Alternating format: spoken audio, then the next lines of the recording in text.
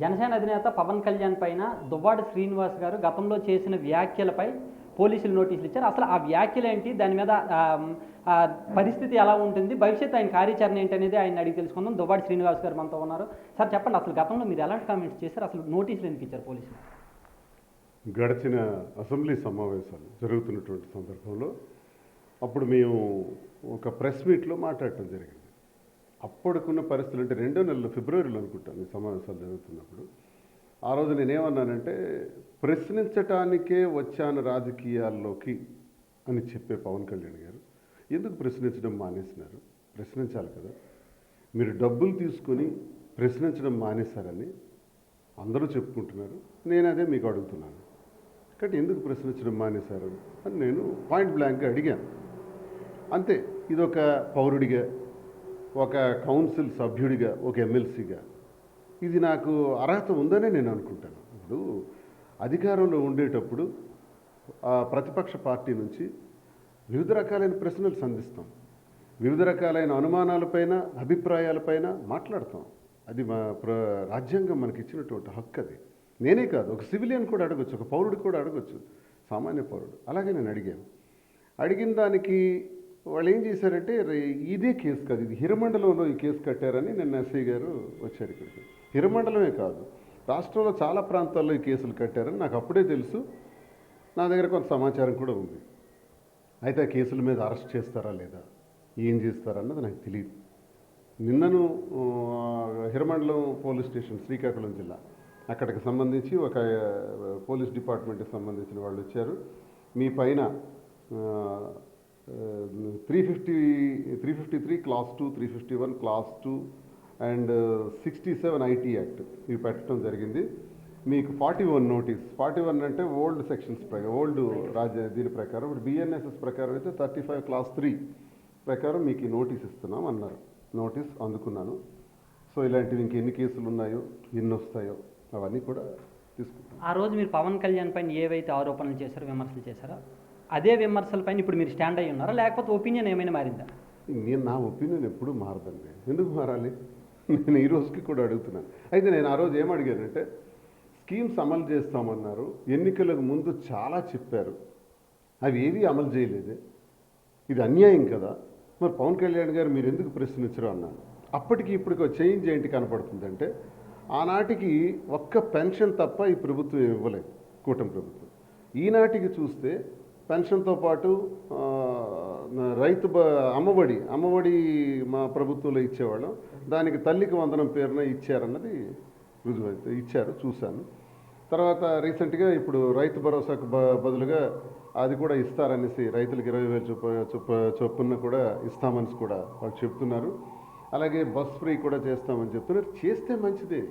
ఇప్పుడు మేమేమంటున్నామంటే, ఆనాడు ప్రశ్నించిన దానికి ఈనాడు నాకు సమాధానం దొరికింది. కొన్ని స్కీమ్స్ కనీసంలో కనీసం ఎన్నికల్లో ఒక ముందు ఇచ్చినటువంటి వాగ్దానాలని కొన్ని అమలు చేశారు అనేది నేను యాక్సెప్ట్ చేయక తప్పదు. నేను ఇప్పుడు కాదని నేను అనలేను, ఇచ్చారు. ఇంకా ఉన్నవి కూడా ఇప్పుడు సాధారణంగా ఎన్నికలకు ముందు సూపర్ 6, సూపర్ 7 కాదు, మొత్తం ఇచ్చినటువంటి 148 పైచలకు ఉన్నాయి. అవన్నీ కూడా అమలు చేయండి అని దయచేసి కోరుతున్నాను ప్రభుత్వాన్ని. ఇప్పటికి కూడా నేను ప్రభుత్వానికి ఒకటే కోరుతాను, మోదీ గారు లాంటి నాయకత్వం, మోదీ గారు లాంటి ఒక గొప్ప ప్రధానమంత్రి ఈ రాష్ట్రానికి 2 సార్లు వచ్చారు, అతి తక్కువ కాలంలో 2 సార్లు వచ్చారు. వచ్చి నేను ఈ రాష్ట్ర అభివృద్ధికి తోడ్పడతాను అని చెప్పారు. కూటమిలో వారు కూడా ఉన్నారు. వారి సేవల్ని, వారి సహకారాన్ని కూటమి ప్రభుత్వం అందుకొని వెంటనే ఆ పోలవరం ప్రాజెక్టు మీద ప్రత్యేకమైనటువంటి దృష్టి పెట్టేది పూర్తి చేయాలి. అలాగే అమరావతి అని ఉన్నారు, అట్లీస్ట్ ఓకే, అమరావతి అయినా మీరు అనుకుంటున్నటువంటి పద్ధతుల్లో అది చేస్తారా?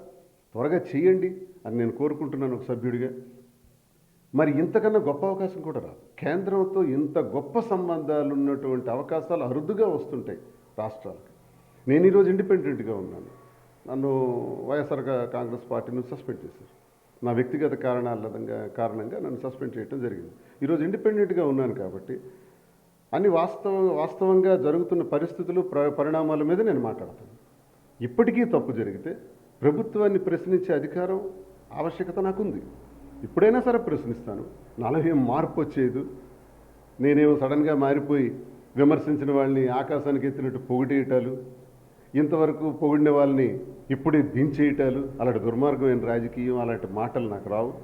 I'm very transparent in the politics. చాలా పారదర్శకంగా ఉంటాను, ట్రాన్స్పరెంట్గానే మాట్లాడతాను. సార్, ఇప్పుడు మిమ్మల్ని వైసీపీలో సస్పెండ్ చేశారు అని చెప్పేసి మీరు అన్నారు. ఆ సస్పెండ్ చేయడానికి ఎవరినైనా బాధ్యులను చేస్తారా, లేదంటే మీ స్వయంకృత అపరాధమే అని చెప్పేసి మీరు అనుకుంటారా?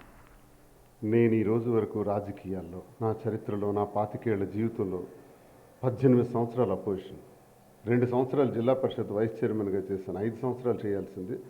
అప్పుడు రాజశేఖర రెడ్డి గారి దగ్గర ఒక ఎమ్మెల్సీ ఎన్నికలో గొర్రె హరిబాబు నాయుడు గెలుపుకు నేను కారణం అని చెప్పి నన్ను పాయింట్అవుట్ చేసి ధర్మాన ప్రసాద్ సస్పెండ్ చేయించాడు. అప్పుడు నేను భయపడలా, అప్పుడు నాకు చాలా చిన్న వయసు, అయినా నేను పాదయాత్ర చేశాను, ధర్మానికి వ్యతిరేకంగా పాదయాత్ర చేశాను ఒంటరినే. ఆ తర్వాత కాలంలో కూడా సస్పెండ్ చేసిన తర్వాత ప్రజా ఉద్యమాల్లో చేరిపోయాను. పెద్ద ఉద్యమం చేసి థర్మల్ పవర్ ప్లాంట్ని తరిమి కొట్టాం. కేంద్ర ప్రభుత్వాన్ని కిందకి దించేటట్టు చేసి ఆ థర్మల్ పవర్ ప్లాంట్ని కాకరాపల్లిలో తరిమి కొట్టేటటువంటి ఉద్యమానికి నేపథ్యం వహించాను. ఈ అనుభవాలను నాకున్నాయి. సో వాళ్ళే ఇప్పుడు ఆనాడు కాంగ్రెస్లో ఉండేటప్పుడు జగన్మోహన్ రెడ్డి గారిని సూట్ కేసులు దొంగ అన్నారు. ఈ వైఎస్ఆర్ కాంగ్రెస్ పార్టీ ఒక కోళ్ల ఫారం లాంటిది. కోళ్ల ఫారంలో కోళ్లని వానరే చంపించేస్తుంటాడు.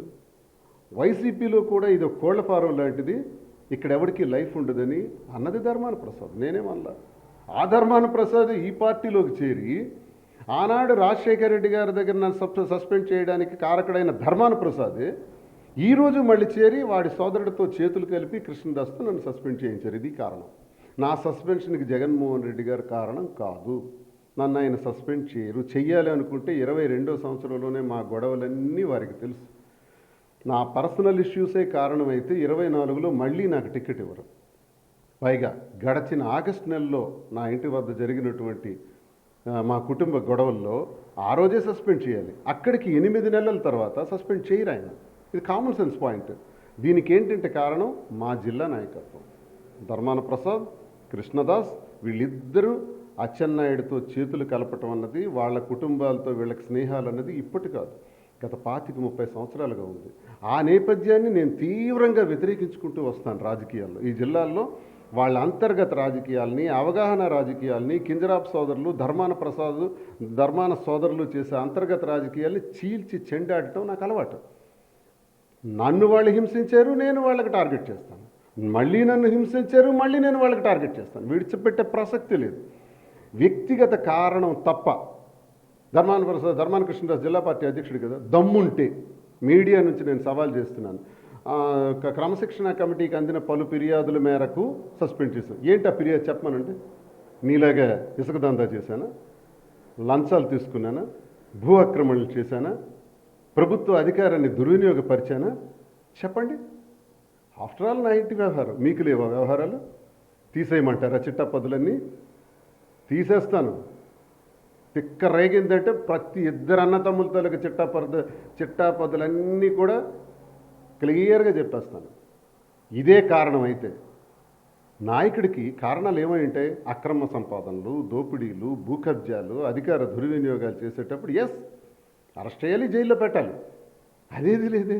వ్యక్తిగత కారణానికి అసందర్భంలో, సందర్భం కాని సమయంలో నన్ను ముద్దాయం చేసి నన్ను సస్పెండ్ చేశారు. ఓకే, సస్పెండ్ చేయటం నా వాయిస్ ఇంకా డబుల్ స్ట్రెంగ్త్ అయింది, ఇంకా బలపడింది, ఇంకా గట్టిగా మాట్లాడతా. ఒంటరి పోరు నాకు ఎప్పుడూ అలవాటే. పాదయాత్ర చేసిన రోజు, ఉద్యమాలు చేసిన రోజు నాకు వెనక పార్టీలు లేవు, ఒంటరిగానే చేశాను. ఇప్పుడు చేస్తా. ఈ జిల్లాలో దువ్వాడ శ్రీనివాస్ అంటే ఏంటో, వాడికి ఉన్న ప్రజల్లో ఉన్న శక్తి ఏంటో, బలం ఏంటో నిరూపిస్తా 29 ఎన్నికల్లో. నెక్స్ట్ కింజరాప్ ఫ్యామిలీ కావచ్చు, లేదంటే ధర్మాన్ ఫ్యామిలీ కావచ్చు, మిమ్మల్ని టార్గెట్ చేసి ఇద్దరు కలిసి మిమ్మల్ని ఇబ్బంది పెట్టారని అంటున్నారు. వాళ్ళకి ఇబ్బంది పెట్టాల్సినటువంటి అవసరం ఏముంది? నేను వాళ్ళ తాలూకు అఘాయిత్యాలని ప్రశ్నిస్తాను కాబట్టి. ఇప్పుడు కింజరాప్ హరిప్రసాద్ అనేవాడు సాక్షాత్ శాశ్వత రైస్ మిల్లర్ సంఘం అధ్యక్షుడిగా ఉన్నారు. నేను వైఎస్ఆర్ కాంగ్రెస్ పార్టీలో ఉండేటప్పుడు ఆయన ఎందుకు ఉండాలి? రైస్ మిల్లర్స్లో ఒకరు ఉండాలి కదా అని నేను గట్టిగా మాట్లాడాను. కానీ కృష్ణదాస్ వెళ్ళి ఆయనకి మద్దతు పలికి ఆయనకి చేశాడు. అంతే. మాది ఇక్కడ పార్టీలు ఉండవు, కులం, చుట్టరికాలు, స్నేహాలు. ఇప్పుడు ధర్మాన ప్రసాద్ ఒక లేఅవుట్ ఉంది, చాలా పెద్ద లేఅవుట్ శ్రీకాకుళంలో మెడికల్ కాలేజ్ వెనకాల. ఆ లేఅవుట్ వైసీపీ సమయంలోనే ఆయన రెడీ చేశాడు, కొంత భూమిని కూడా ఆక్రమించాడు. ఆ లేఅవుట్కి ఇప్పుడు అచ్చెన్నాయుడు 2.5 కోట్లు ఖర్చు పెట్టి రోడ్డు వేశాడు. అంతేకాదు, ఈ కెమెరాని ఇలా పట్టుకుని టెక్కలు వెళ్ళండి ఒకసారి. ఇక్కడ వీళ్ళు స్వర్ణకారులు ఒక స్థలం ఉంది. ఆ స్థలం నాకు తెలిసి 40 కోట్లు అవుతుంది, టెక్కలి నడిబొడ్డులో. దానికి నేను దాన్ని గడిచిన కాలంలో నేను ఎమ్మెల్సీగా అధికారంలో ఉండేటప్పుడు కలెక్టర్ జేసీ సుమిత్ గారితో అవన్నీ పరిశీలించి, ఇది స్వర్ణకారులకు సంబంధించిన ల్యాండ్, ఇది ఇండస్ట్రియల్ ల్యాండ్, ఇది అంటే ప్రభుత్వానికే చెందుతుంది కాబట్టి దీనికి ఫెన్సింగ్ వేసి ఆయన ప్రొటెక్ట్ చేశారు. ఒక కలెక్టర్ ప్రొటెక్ట్ చేస్తే, ఒక కలెక్టర్ 22A పెడితే 22A నుంచి ఇప్పుడు బయటకు ఎలా వచ్చింది? ఇది నా ప్రశ్న. 22A నుంచి బయటకు తీసిన మహానుభావుడు ఎవడు? గ్రేట్ ధర్మాన ప్రసాద్, ఇప్పుడు అధికారంలో ఉన్న అచ్చెన్నాయుడు. ఇదే అచ్చెన్నాయుడు ఏమన్నాడంటే, ఆ ల్యాండ్ నేను ప్రొటెక్ట్ చేస్తాను, ఎన్నికైన మరుక్షణం ఆయన ఇచ్చిన స్టేట్మెంట్. ఆ ల్యాండ్లో ప్రభుత్వ ఆఫీసులు నిర్మాణం చేస్తాను, అది ప్రజలకే అంకితం చేస్తానంటే చాలా సంతోషించాను. ఎస్, నా ప్రత్యర్థి అయినప్పటికీ అచ్చెన్నాయుడు ఈ మాట అంటే నేను అనుకున్నాను, ఇంతవరకు నేను ప్రొటెక్ట్ చేశాను ఈ భూమిని, మరి ఇదే ఆస్తిని, 40 కోట్ల రూపాయల ఆస్తిని అచ్చెన్నాయుడు కూడా ప్రొటెక్ట్ చేస్తామంటాడు. బ్యాష్ అనుకున్నాను. కానీ కట్ చేస్తే సంవత్సరం అయినప్పటికీ మనుషులకి ఎవరికి కనబడటానికి వీలు లేకుండా 10 అడుగులు పైచిలకెత్తు గోడలు కట్టేసినారు. పిల్లి పాలు తాగేటప్పుడు ఎవ్వరూ చూడరనుకుంటుంది, కానీ అందరూ చూస్తారని పిల్లికి తెలియదేమో. మీరు కాంపౌండ్ వాల్స్ కడితే ఆ మధ్యలో ఉన్న స్థలం 40 కోట్ల పైచిలకు విలువైందని టెక్కల ప్రజలకు తెలియదు అనుకుంటున్నారా మిస్టర్ ధర్మాన ప్రసాద్ అండ్ అచ్చెన్నాయుడు గారు? మీరిద్దరూ కలిసి ధర్మాన ప్రసాద్ పెట్టుబడి ఉంది కాదని ఇది ఇవ్వమనండి, కౌంటర్ ఇవ్వమనండి దమ్ముంటే. లేదు, ఇది అబద్ధం అని అనిపించుకుంటే కాంపౌండ్ వాల్స్ పడగొట్టమనండి, ప్రజలకి అంకితం చేయమనండి. నేను ఎలాగైతే ఆ స్థలాన్ని కాపాడానో, అమాయకులైనటువంటి స్వర్ణకారుల తలకి ఆస్తి అండి, అది ఇండస్ట్రియల్ ల్యాండ్ అండి, దాని మీద ప్రభుత్వ ఆఫీసులు కట్టండి, వద్దనట్లా మీరన్నట్టే చేయండి. అదేది లేకుండా ఆ స్థలానికి మీరిద్దరూ చేతులు కల్పిస్తే టెక్కల ప్రజలు అమాయకులు అనుకుంటున్నారు. తాట తీస్తాను, ఎలా అది స్థలాన్ని దోపిడీ చేస్తారో నేను చూస్తాను. అవసరమైతే ఆ స్థలం ముందు ఆమరణ నిరాహార దీక్ష కూడా చేస్తాను, వదిలే ప్రసక్తి లేదు. నా హెచ్చరిక. వెంటనే దీని మీద మళ్ళీ పూర్వస్థితి చేయాలని నేను కోరుకుంటున్నాను. కూటమి ప్రభుత్వానికి, చంద్రబాబు నాయుడు గారికి, పవన్ కళ్యాణ్ గారికి, లోకేష్ గారికి. వీళ్ళు క్షుణ్ణంగా పరిశీలించే ఆలోచన పరిస్థితి చేస్తున్నారు కాబట్టి ఇక్కడ జరుగుతున్నటువంటి అక్రమం మీద దృష్టి పెట్టి ఆ భూమిని టెక్కల ప్రజలకే కేటాయించాలని, అది ప్రజలకు చెందిన ఆస్తిగా ఉంచాలని, దోపిడీలకు అవకాశం ఇవ్వద్దని కోరుకుంటున్నాను. ఇలాంటివి జరుగుతున్నప్పుడు మీరు అడిగారు వాళ్ళకి ఏంటి సంబంధం అని. మరి ఇది సంబంధం కదా, నేను ఆరోపిస్తున్నాను. రోడ్డు వేశారు కదా అచ్చెన్నాయుడు, ఆరోపిస్తున్నాను. కాదని చెప్పమనండి, లేకపోతే ఒక క్లారిఫికేషన్ ఇవ్వండి. నేను ఆరోపిస్తున్న దానిలో ఇవే కాదు, ఇంకా చాలా ఉంది, ఇంకా చాలా ఉన్నాయి అవగాహనకు సంబంధించి. ఇప్పుడు ధర్మాన ప్రసాదరావు అచ్చెన్నాయుడిని కాపాడుకుంటారు, అచ్చెన్నాయుడు ధర్మాన ప్రసాద్ని కాపాడుకుంటారని మీరు చెప్తున్నారు. అలా కాపాడుకునేటప్పుడు కానీ చంద్రబాబు కావచ్చు, జగన్మోహన్ రెడ్డి కావచ్చు, వాళ్ళకే ఎందుకు పెద్దపీట వేస్తున్నారు? వాళ్ళు నిజంగా పార్టీని డెవలప్ చేసే వాళ్ళు అయితేనే కదా వాళ్ళకి ఎక్కువ సపోర్ట్ ఇస్తారు. మీలాంటి వాళ్ళని కాదని చెప్పి వాళ్ళకే ఎందుకు పెద్దపీట వేస్తున్నారు? అదే కదా రాజకీయాలు. మొన్నను అచ్చెన్నాయుడు ఒక స్టేట్మెంట్ ఇచ్చాడు, జగన్మోహన్ రెడ్డిని 1000 అడుగులు గొయ్యి తవ్వి పాతేస్తాను అన్నాడు. అంటే దాని అర్థం ఏంటంటే ఒక రకంగా చంపేస్తాను అన్నది కదా. నా నరాలు అయితే తెగిపోయింది, చాలా బాధపడతాను.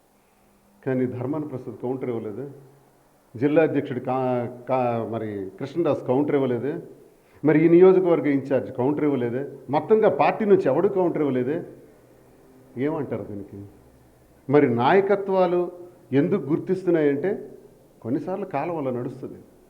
ఆ కాలం నడుస్తుండేటప్పుడు అందరూ నోరు మూసుకుంటే వ్యవస్థలు ఎడిపోవాలి. కాబట్టి నాలాంటి వాడు నోరు తెరుస్తాడు, నా వాయిస్కి ఓ గుర్తింపు వస్తుంది, నా వాయిస్కి విలువలు తెలుస్తాయి, నా వాయిస్లో కూడా మీనింగ్ ఏంటో ప్రజలకు తెలుసు, టెక్కల ప్రజలకు, అధిష్టానాలకు కూడా త్వరలో అర్థం అవుతాయి. ఇది చూస్తున్నారు కదా, దువ్వాడ శ్రీనివాస్ గారు, అచ్చెన్నాయుడు లేదంటే ధర్మాన ప్రసాదరావు కలిసి ఆమె చేసిన కుట్రలో భాగంగానే నేను రాజకీయంగా కొంత వెనకబడ్డానని చెప్పేసి అంటున్నారు. అయితే ప్రజల కోసం ఎప్పుడు ప్రశ్నిస్తూనే ఉంటాను, పోరాడుతూనే ఉంటానని చెప్పేసి చెప్తున్నారు. కెమెరా నాగరాజుతో షణ్ముఖ్, బిగ్ టీవీ, శ్రీకాకుళం నుంచి.